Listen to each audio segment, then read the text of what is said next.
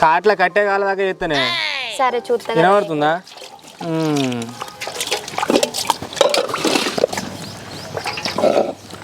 ఎవరైనా చూస్తే ఏమనుకుంటారు? మొగంతో పని చెప్పిస్తాను అనుకుంటారేమో. ఎవరితో మనకేం పట్టే?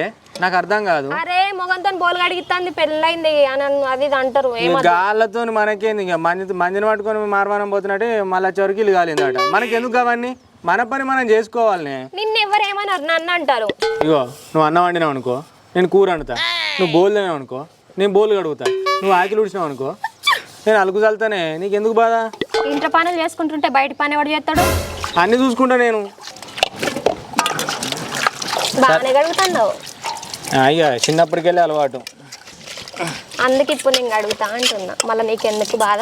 సరే కానీ మీ ఇంటికి ఆధార్ కార్డు పట్టుకొస్తావా? ఎందుకు? రాముడికి పోయి రేషన్ కార్డుకి అప్లై చేస్తా, మనకు బియ్యం వస్తాయి. సరే పోతా తిగి అయినాక.